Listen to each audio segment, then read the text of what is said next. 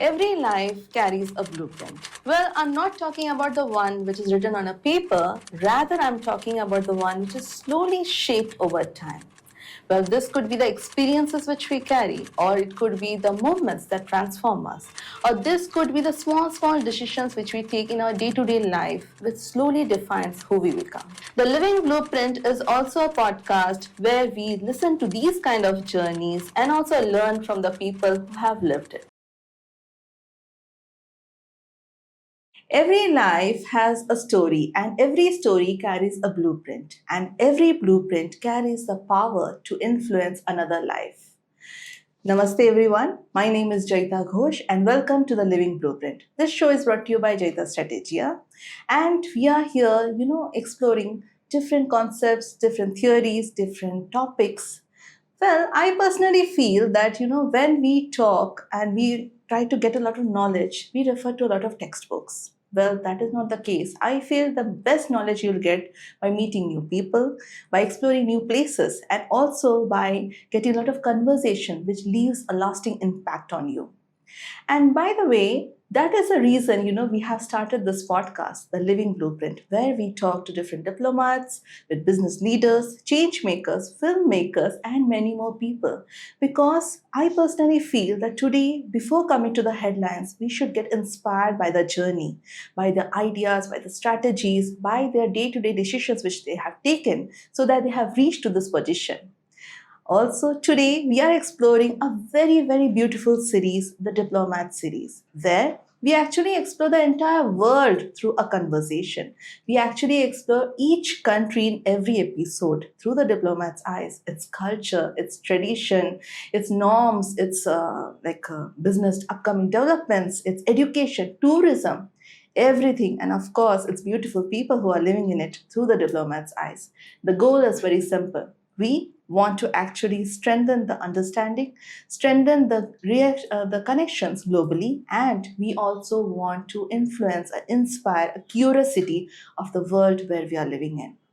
Well, this reminds me that today we are exploring one such beautiful country. This country has rich cultural heritage, it has vibrant traditions, it has, remarkable economic growth, it has a beautiful mesmerizing rivers. Also, this has a warm hospitality which you see from the people, and the people, by the way, they are very resilient. Well, this nation has the power of both to carry the modern power, the modern developments, also to have a power to preserve the heritage of it. Well, you guessed it right. I'm talking about Bangladesh. And with this journey, we are very honored to have with us the High Deputy Commissioner, Ms. Farhana Ahmad Chaudhary from Mumbai. And she has been a unique force in strengthening the relationship between India and Bangladesh with collaborating and coordinating so many events and activities. So it's a complete honor. Let's welcome her to the show. Namaste, Assalamu alaikum, ma'am. Assalamu alaikum. Thank you so much for coming to this show. Thank you very much for kind invitation and also for the warm introduction. Pleasure was all mine. And this is, I feel it's a concept which we have come up that people explore to go to different places. And I personally feel when that you are in such an important role, but at the same time, the love for the country is also in your heart. So that's the reason we are here. And ma'am, before we dwell into Bangladesh and know a lot about it, I would like to know a few things about you. I mean, they say Mumbai doesn't ask where you are from. It is known as, of course, the city of destiny, and simply ask what dream you have come with. So, as a diplomat and as a person, what dream has Mumbai unexpectedly given you? Thank you very much for this very good question. Truly speaking, as a career diplomat of Bangladesh in Mumbai, I have been carrying the dreams to strengthen the bilateral relationship and enduring friendship between Bangladesh and India. You are kindly aware that the relation between our two countries is very organic, is Yes. deep rooted and multifaceted, and it with the shared cultural heritages, shared history, and social, economic, commercial, and many other important ties. So, as neighbors, there are many common things that unite us. So, since my joining in this mission, I have been working to connect with the relevant people and relevant authorities here so that I can strengthen this bond between our two countries, the people to people bond, Right. focusing on the people centric diplomacy, at the same time trying to explore further areas of cooperation, because you are aware that we cooperate in vast areas, Correct. and starting from trade and commerce, education, culture, tourism, entertainment also, Yes, media and yes. entertainment. And I am further looking for more areas of cooperation where these two countries can work together. And that is my dream, to take our relationship to a newer height. I'm sure Mumbai will, fulfill these dreams, because Mumbai is such a city where everyone's dreams gets fulfilled. So Yeah, I Mumbai is am sure. definitely a dream city, Right. and such a vibrant and forward-looking city with lots of people with dreams and kindness, I would Yes, say. yes, agreed. So, ma'am, there are a lot of countries in the world. Now, Bangladesh is one such country which has been inspired to have its name through its mother tongue, the mother language. So, do you believe that language is humanity's first form of freedom? Very important question as well. Language is truly humanity's first form of freedom, and what can be a better testimony than Bangladesh? Actually, we gave our lives, we gave our blood in defense of our mother tongue. You are aware that in 1952, the language movement that we had, and we also are proud that we actually did not keep that struggle within us. We have also been working for promoting and preserving mother languages of the world. In 1999, the Mother Language Day of Bangladesh was recognized by UNESCO as Right. International Mother Language Day. And we feel that with that recognition, we have got additional responsibility. And that is the responsibility to preserve the endangered languages of the mother tongue of different worlds. Because you know that within 2 weeks, one mother tongue is extincting. So we are working on it, and we have established International Mother Language Institute in Bangladesh in 2010. And later on, when I was serving at UNESCO as the permanent in the permanent delegation of Bangladesh at UNESCO, in 2015, it was that institute has been recognized as UNESCO Category 2 institute. So it's a very prestigious institute, Very which pride is moment, it is working with different other countries and also, of course, UNESCO to preserve and promote mother tongue. The using mother tongue as a means of education, working with the endangered languages, mother tongues in the world, and of course, for also, we are working with other countries of the world who are passionate about mother tongue, because mother tongue is truly very special, and the way we express ourselves in our mother tongue, we cannot do it in other languages. Definitely. In fact, to add to this, I am I'm a film freak. So I go into a lot of films, and this is what I do on a daily basis of life. But ma'am, cinema is a soft power. Absolutely. And when you watch a film in their own language, that feeling itself is very, very different. Absolutely. You might have a subtitling so that you can understand it. But I'm sure our viewers will also agree to this point that, when you watch a film of that particular language, that feeling, that emotions cannot be replicated when it is a dubbed version. Absolutely. So I can completely understand that. It's a means. Language is the means of expressing your pristine emotions. Right. And what can be better expressed other than your mother tongue? Agreed. Completely agreed. Yes. Well, ma'am, of course, Bangladesh has become independent in the year 1971, but Bengali civilization stretches back thousands of years. And how do you balance being one of the world's youngest nations and while carrying one of the South Asian's oldest cultural identities. Another important question, really speaking. Bangladesh, you have rightly mentioned that we have a century-old Right. tradition and of this subcontinent, and of course, we are a very young nation. Bangladesh was born in 1971, so. And I can say that we are trying to balance its playing complementary role, whereas as an old civilization, as a part of old civilization, being proud, Right, we can say that that particular exposure give you confidence and depth, because civilizational values play a very important role in our life, in our living. And at the same time, when you are young, you are energetic and you have new thoughts, you are spiritful, so, and ambitious, of course. So, by blending these two identities, you become a different identity and a different personality. And Bangladesh is doing that, actually, the balancing with these two, and how can we better project ourselves before the world as a young nation, as a spirited and of course a resilient nation, how we can better contribute to the humanity and also in other aspects of lives. Agreed. I completely agree. And ma'am, I feel personally that Bangladesh, when we talk about, the first thing which I'm sure everyone strikes is Sundarbans. Yes. And of course, the mesmerizing rivers. I believe you have around 800 rivers. Yeah, 700 plus. Yes. So just let me know, you have been living with the largest river delta on the earth, but it has not just shaped your geography, but also the character of the people, because Hilsa, I mean, of course, this is something which everyone, I guess, loves. They say you went to Bangladesh, you should eat fish. Yes. So Hilsa is something which is so fabulously found in Bangladesh. So what do you think, how the people there relate to this? Okay.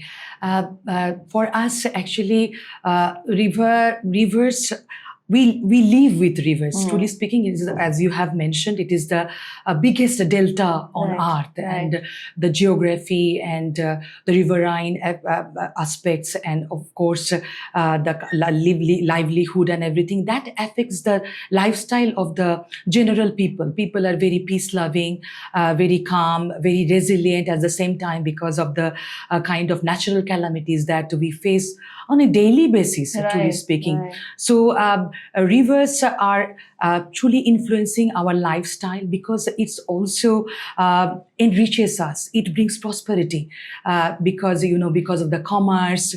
It's river centric. It connects people, and people are supporting each other. So we are never alone. We are always supported whenever we are in distress, whenever we are in difficulties. We are always collectively handling that. So that particular aspect really, influenced me. That the geographical aspects, the rivers with us, and the people-to-people connection, the bond, and that makes us very special. And you have said that about Hilsha. We say that mache bhate Bangali. Right. Bengalis are with, what is our life without fish and rice, that is also shows our abundance. We never had to go for complex procedure for livelihood. We have our rice in the field, and we have our fishes in the rivers. So Bangalis, very life is sorted, and the people are very, that's why they are not very complex. They are very simple. They are very peace-loving, and they are very hardworking as well. Agreed. So I should say that I will be talking more about Hilsha. It's also a part of our cultural identity. But truly speaking, if you talk about people, our people are truly much influenced by the geography and deltaic influences there. And ma'am, you mentioned about the resilience, and I completely agree with you that Bangladeshi people are very, very resilient. I mean, you have been encountering so many climatic changes, but still you are so innovative. So what is that raz of this? I mean, what is that thing? The reason I'm also asking, because, I was going through, you have almost 8 lakh rickshaw in Dhaka, and almost 3 lakh rickshaws are on the road per day. So just imagine the vibrancy. I believe in Mumbai, you feel so many cars in a traffic jam. I believe the scenario will be very different. That you'll have so many rickshaws there, but Yeah. there are all electric rickshaws. Yes, they are also So there. can you just tell us, ma'am, a little bit about the resilience and the innovativeness? Yeah, because we all know that necessity is the mother of invention. When we face those natural calamities and disasters on a daily basis, like floods and tornadoes, storm surges, and recently earthquake has become a recent Right. phenomena. So when we face this kind of calamities, these adversities always make you stronger, and they also inspire you to innovate new things. Right. And you will be happy to know that Bangladesh, though is one of the climate vulnerable countries, we have also we are being recognized for our resilience as well.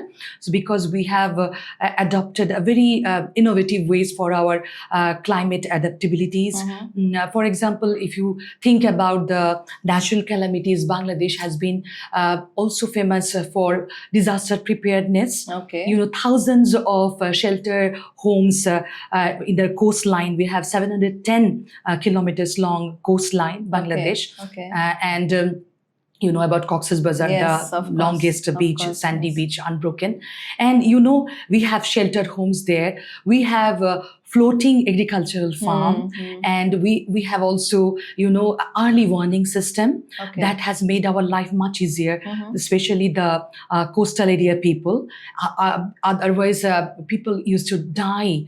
A huge number of people used to die during this kind of cyclones and natural calamities. But now, due to early warning system, around huge 57,000 climate, the trained volunteers who are working in the coastal area to evacuate or for the early warning system situations.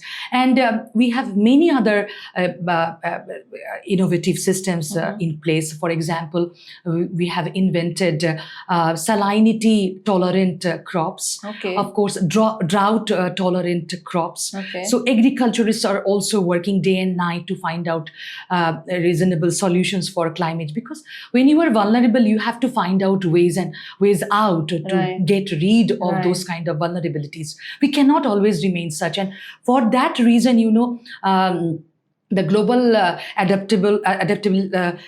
climate adaptability center is now located in Bangladesh. It's a regional center. Nice. It is also a kind of recognition for Bangladesh's all-out efforts to face climate change. Though it is not an individual problem, the whole world is facing this thing. But I think we also need collective efforts to get the solutions, the measures to save us from those climate change issues, the climate-induced risks that the whole humanity is facing now in the current world. Of course.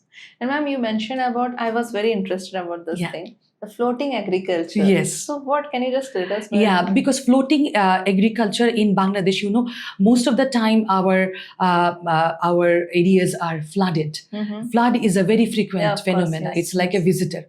So what happened? Hyacinth bed. Our local the agro, I would say them scientists, scientists, I would say, they are preparing that kind of bed with hyacinth and other local products, and they are preparing those beds for cultivating their crops. So they have their own method to do that. So your food security is a very important thing.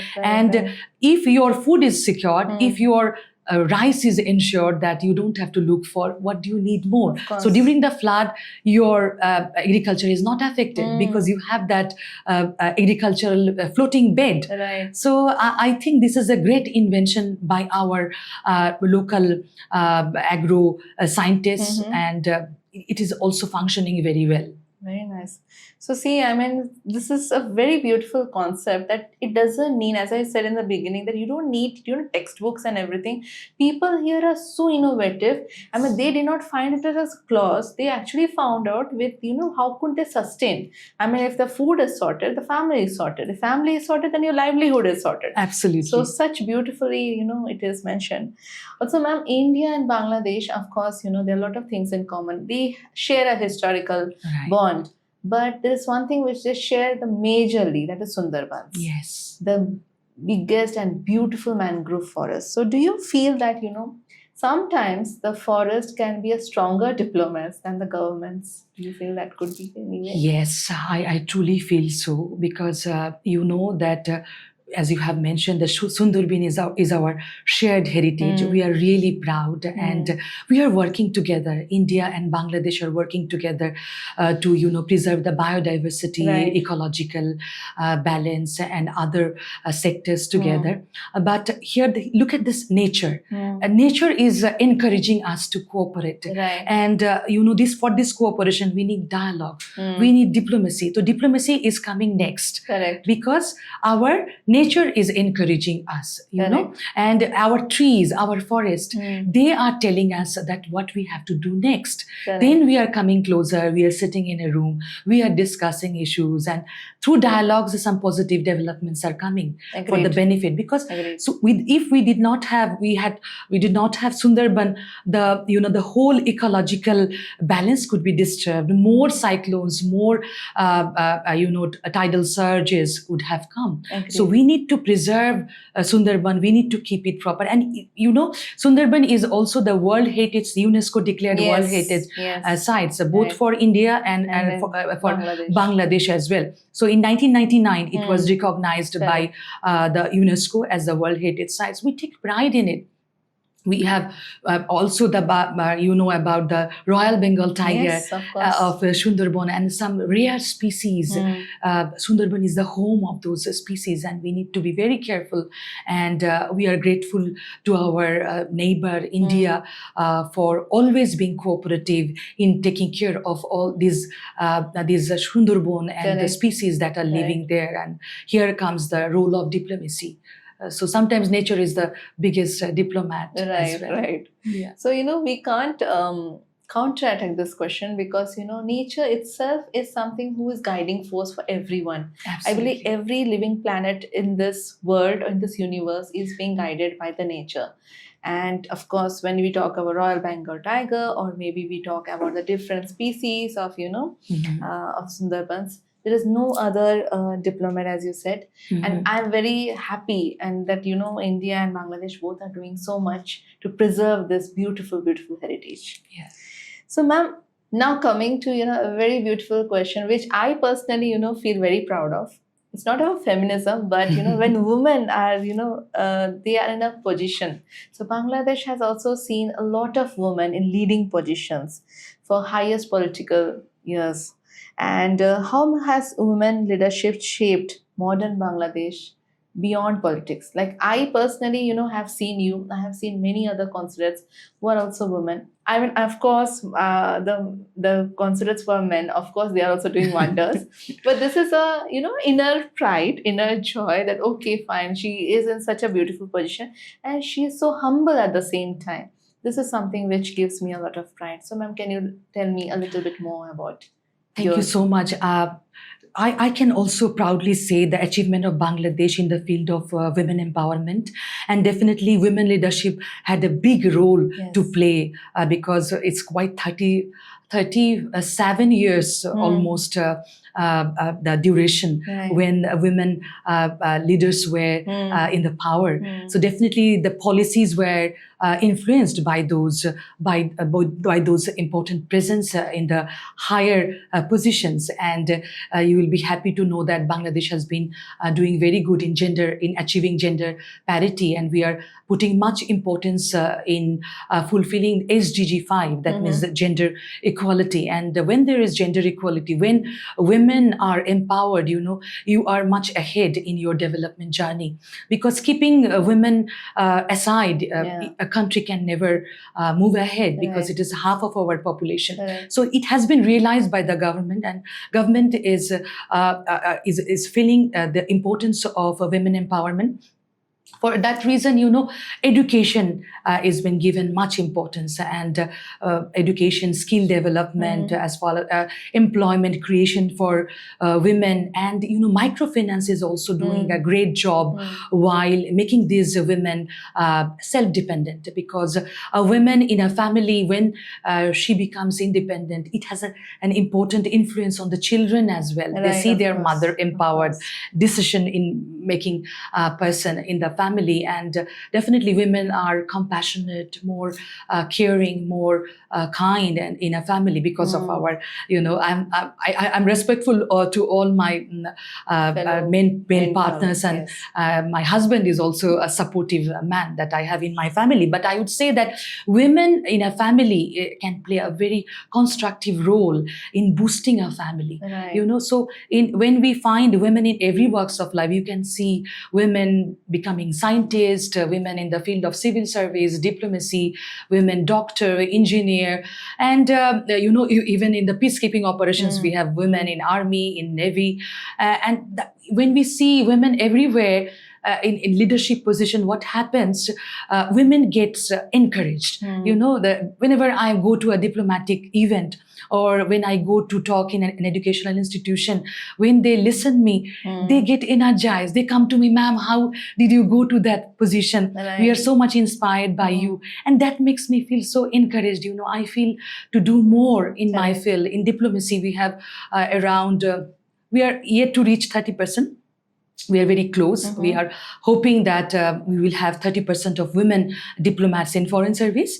Okay. But I truly feel that women representatives abroad actually also can make a difference. They can inspire the women folk there. They can also inspire the women in our country, because in a male-dominated society, when you see women in leadership position, it makes a lot of difference. And I feel that government is doing the right thing, giving space for women to work, to lead, and to guide the nation forward. And for our future, for a sustainable future, I think that investment in women is investment in sustainable development. What a beautiful saying, that investment in future, investment in women is equal to investment in sustainable development. So, ma'am, I feel, there's no, we never argued that men and women, there's a competition. Yeah. It is always about the equality. Absolutely. That, if a man is getting such powers, woman also deserves. And I'm sure, in future, we'll see much more equality between men and women. Can I quote a beautiful poem by Qazi Nazrul Islam? Please. He's our national poet. He said that বিশ্বে যা কিছু মহান উদার চিরকল্যাণকার অর্ধেক তার করিয়াছে নারী অর্ধেক তার নর. And another two lines, কোনো কালে একা হয়নি কো জয়ী পুরুষের তরবারি প্রেরণা দিয়েছে শক্তি জুগিয়েছে বিজয়ালক্ষ্মী নারী. So the role of women in the life of men as well as for the whole species is beyond description. Agreed. I agree with each point of it. Thank you. Also, ma'am, when we talk about Bangladesh, we talk about a lot of things. We talk about a lot of, the hospitality, the people. But there's one thing which we cannot ignore is your textile industry. You have a thriving textile industry. And talking about that, what do you feel that Bangladesh 20 years down the line, how you want to globally it recognized?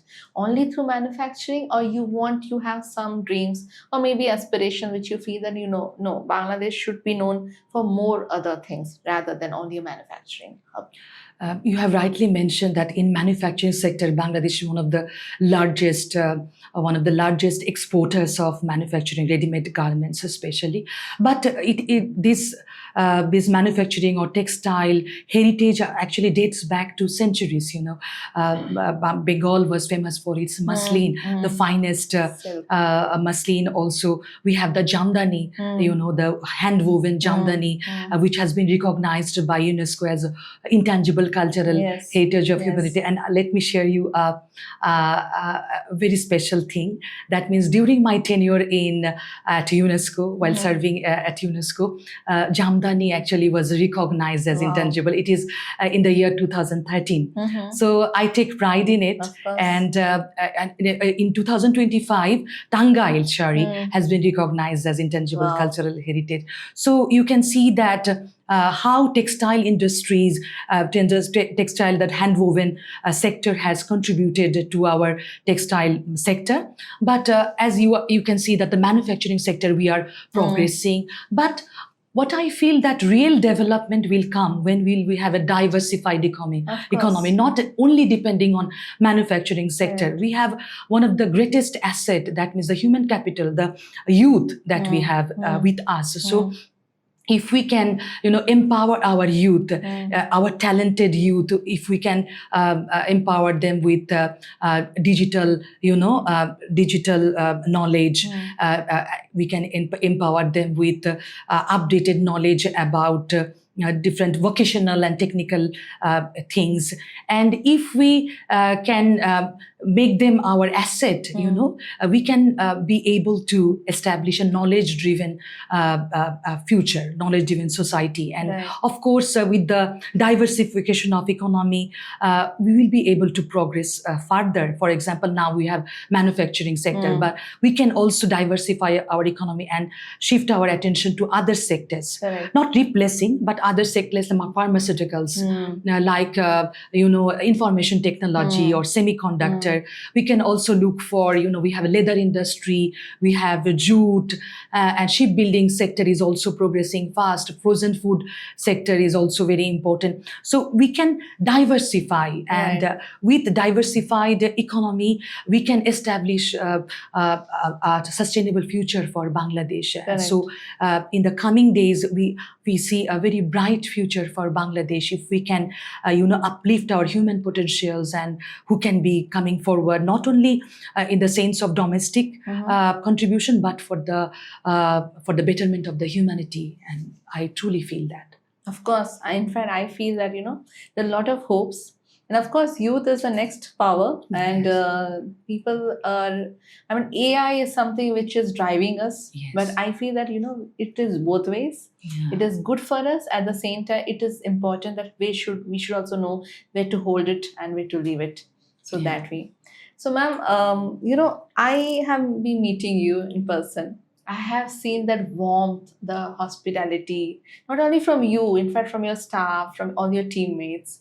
I have also witnessed a lot of Bangladeshi, when I see those videos and all. So they always say that, normally a vlogger, when they go to any country, the first thing what happens is they need to shoot. And when they shoot, sometimes, the people will not feel very comfortable or not very happy about it.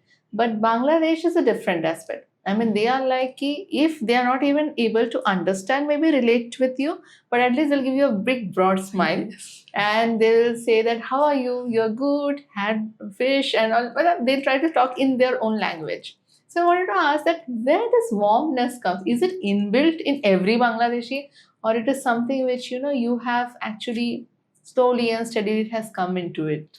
A very good question. This is also, it was a surprise for me as well, because when I used to be posted abroad, I used to miss those smiling faces, even the rickshaw puller. He is doing a very hard work. But when you were asking, will you go with me? Yes, ma'am. So, everywhere, a vegetable vendor, he is giving you a smile. It was a question to me as well, how people can smile with, with less expectations, with hard life. And that's why I told that a resilient people we have. But this is actually what I feel, that smile, that warmth, that kindness, I think it's our cultural tradition. In South Asia, South Asian people are very, very warm-hearted people. I have been in different parts of the world. I have the experience. Truly speaking, when I am in Mumbai, I feel, I'm at home, because in a very inclusive society, warm-hearted society, you feel like contributing more. You feel like making friendship with people. Right. Diplomacy becomes easier because what is the diplomacy? It's a human relation. relations. And when you are smiling, life becomes easier True. because you can make friendship without any effort. So effortlessly, I'm doing my diplomacy, Right, and right, I'm right. grateful to my people. I'm also grateful to my South Asian cultural tradition Of that we are course. carrying for centuries. Right. I can completely agree with that. I mean, it feels very homely when you are greeted with just one smile. I feel that is something which I feel everyone should learn today. That if Absolutely. you can't help someone, at least give a smile. That was more than enough. Because everyone is running their own race of life, and there is a small thing which we can expect from the rest. The universal language. Yes, universal language. Okay, so ma'am, biryani is a word, it's a food which satisfied a lot of people. But I'm from South India, I'm a Bengali, but it feels, biryani is something which is a soulful food for them. So, what is a soulful food for Bangladeshi, if I may ask? So, Actually, Bangladesh has also specific kind of biryani. We call it kachi biryani. Okay. Very soft, soft cooked mutton meat, and the rice very flavorful rice and spices in the. It is simply heavenly, and this is a different kind of food because biryani is mostly during festivals and different occasions you are served with a biryani, and very delicious biryani, and everybody is happy during wedding time because people love to taste biryani. But I would tell you that as you told earlier, we have many other cuisines, like, the bhotta, Bangladeshi bhotta. We have hilsha fish. We have many other delicacies, like we call it bhuna khichuri with bhuna meat. And different curries, the curries with fish, vegetables, and different other available sources that we have. But for Bangalis, fish is very special. So for me, if you tell, as our cultural identity, I will call hilsha fish. Hilsha can be cooked in different ways. It's a kind of delicacy if you prepare it with mustard. So we call it shoshe ilish. Right. Then you can also cook smoked hilsha. Foreigners like it very much. And you can also just fry it. It's delicious with onion, barbecue fries kind of it with oil. Deep fried hilsha fish. Or you can prepare hilsha pulao, ilish pulao we call it. So you can make it curry with gravy. So you can cook it in different manner. So hilsha is something, it's our cultural identity. It's easily available, being the riverine culture that we have. So people love, and in our Pohela Boishak, the first day of Bengali New Year, we with panta we take hilsha fries. So the panta is the one which is covered with the leaf. Yes. So if you go to Bangladesh, I would definitely tell you to taste hilsha along with kachi biryani, bhuna khichuri, other bharta bhajis. And ma'am, unfortunately, the people who are vegetarian, what are the options which you might say? For the vegetarians, we have all kinds of bharta. Okay. We Bangalis have so many bhartas, Bangladeshis especially. Right. We have potato bharta, we have beans bharta, we have tomato bharta, we have lentil bharta. So bharta and vegetarian dishes are also there. You can have vegetarian khichuri with lentils. And you can also, like here you have paneer, paneer makhani. We can also prepare for you paneer curry. Okay. Nice. So options are not limited because Bangalis are bhojan roshik, we are gourmand in French word. So we love to eat, and we don't need any occasion to eat, to celebrate life. Celebrate life. I agree. And I guess sweet is something which is, of course, it's known as the sweetest language. Yes. After French, I believe it is the sweetest language, Bengali. Yes. So that way, I guess, that is something any food lover would like to go to Bangladesh. I'm sure they'll never starve. They have multiple options to eat. I missed sweet. You know, that's the what it's called. Rasgulla, Rasmalai, Malai chop, you know, and then Chom Chom. And I The can list is name so endless. many, I you know. know. This podcast will be less for the sweets section. Thank you. Okay, ma'am. I mean, we have, so coming back to a very important, since you were talking about poetry, Yes. Rabindranath Tagore, Yes. sir, and Qazi Nazrul Islam ji, they continue to inspire generations. And why does poetry still matter in a world which is driven by technology, if I may ask?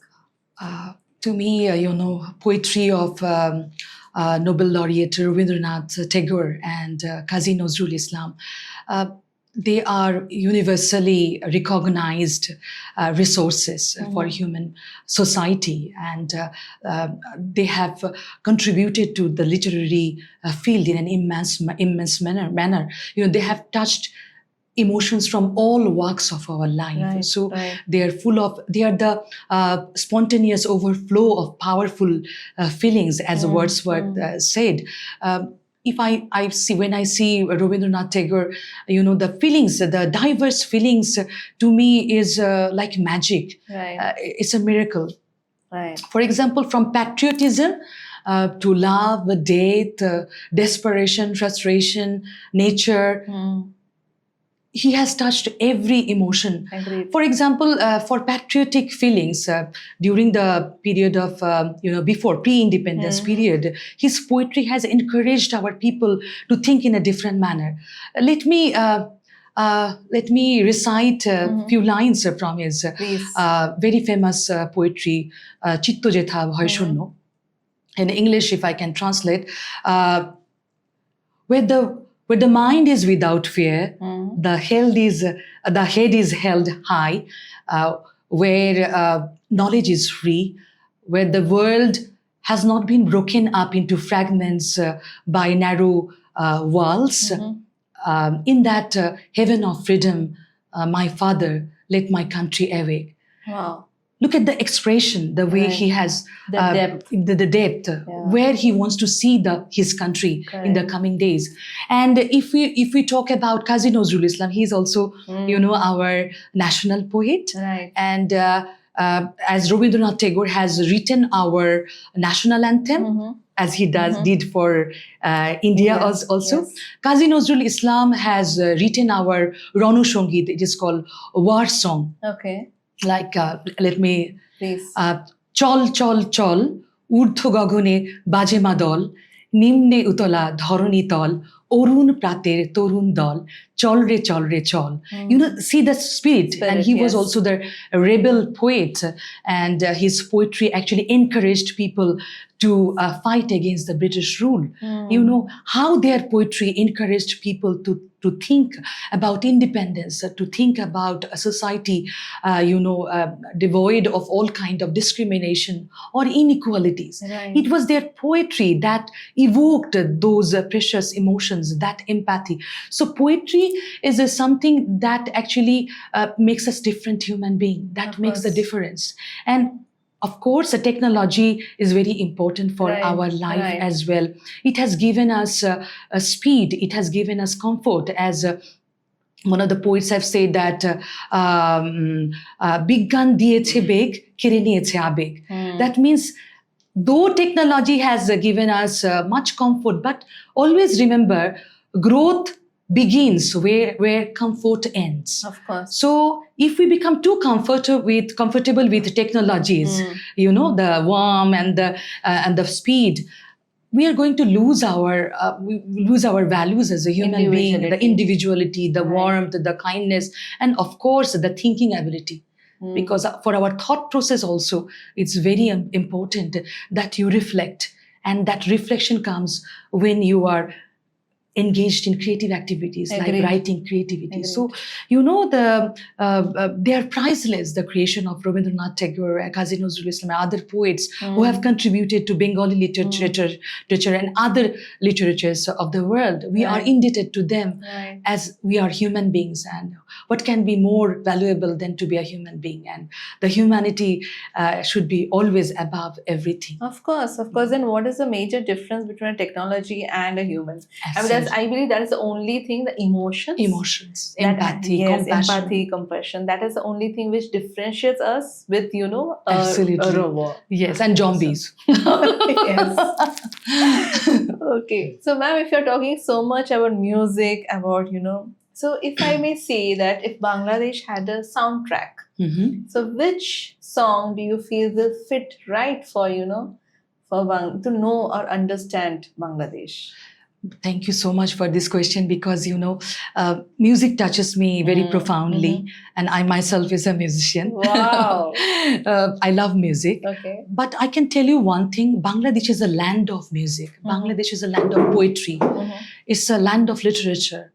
And it's a land of beauty, riverine beauty and other beauties. And if you tell me only one song, it's a little bit difficult for me, because there are so many Maybe your favorite one or soundtracks. something like that. But I would mention one song, and I will not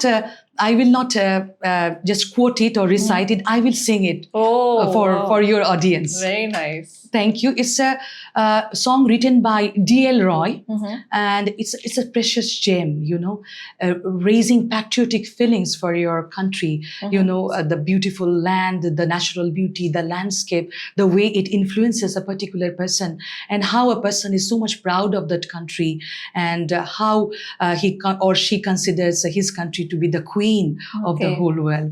So let me sing it for please, you. Irshad. তনু ধান্য পুষ্পে ভরা আমাদের বসুন্ধরা, তাহার মাঝে আছে দেশে সকল দেশের সেরা, ও সে স্বপ্ন দিয়ে তৈরি সেজে স্মৃতি দিয়ে ঘেরা। এমন দেশটি কোথাও খুঁজে পাবে না কো তুমি, সকল দেশের রানী সেজে আমার জন্মভূমি, সেজে আমার জন্মভূমি, সেজে আমার জন্মভূমি। Wow. It is so beautiful. I mean, I believe all the audience who were just watching it might be, mesmerized. And ma'am, I did not knew that you are such a hidden talent. You had this. I mean, it's so marvelous to hear it from you. Thank you so much. It was so melodious and so beautiful. I'm sure our audience who did not understand, the language, but I could really understand. They could have related with the tone, with the language, and with the music of it. Wow, ma'am, that was something, it was so soothing and it was so beautiful. Thank you so much. It was, of course, it's an honor to have you with us, but it was a bigger honor to have you, listening to your beautiful voice. Thank you so much. So, ma'am, coming to, I don't know my audience knows about this or not, but Cox's Bazar, if I say to anyone, in fact me myself, when I thought of heard for this first time, I thought it might be a market or something, but Cox's Bazar is such a beautiful sea which you have, the longest one, so which also deserves the same global recognition.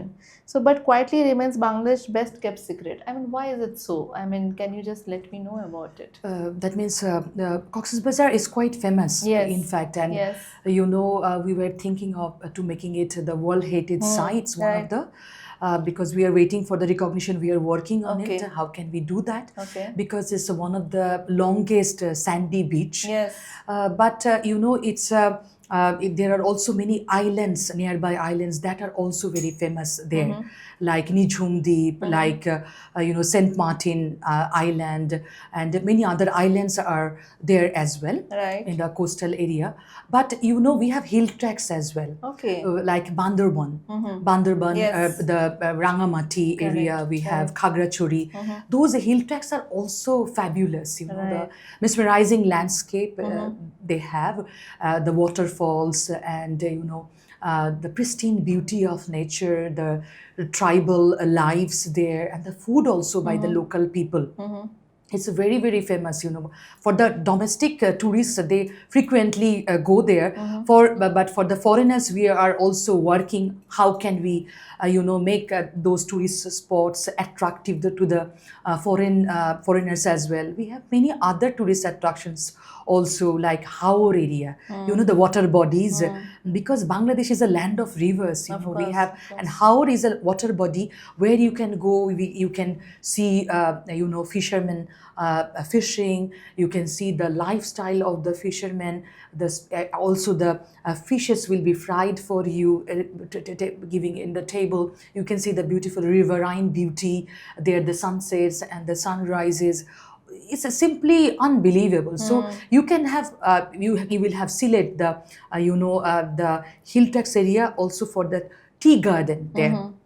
So you will see vast tea garden, and women, especially women and men, are working. Right. They're those hardworking people. It's not easy, they're producing tea, but at the same time, the beautiful view that you will have there.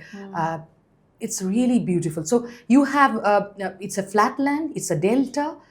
It's prone to different natural disasters, but you will see diverse kinds of landscapes as well, Right, right. making Bangladesh very naturally very beautiful, and it will be a very good tourist attraction if we can make those opportunities available for the people. And government is working how to make those tourist attraction more attractive and also tourist friendly. Of course. Because you may have very beautiful places, you need to be caring about when they come, and we Right, know right, about a very hospitable nation. Correct. We cannot bring any guest and keep them in problem or in issues facing.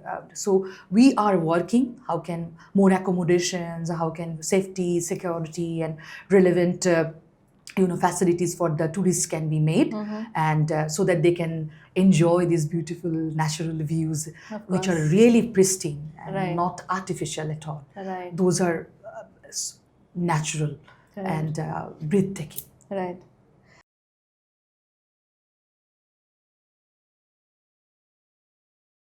Now, I believe you also have around 800 theaters in almost in Bangladesh, Yes. where people have a craze for, films. Yes. Okay, I want to see maybe that first day, first show Yeah. thing comes up, and they want to watch that movie. So this is something.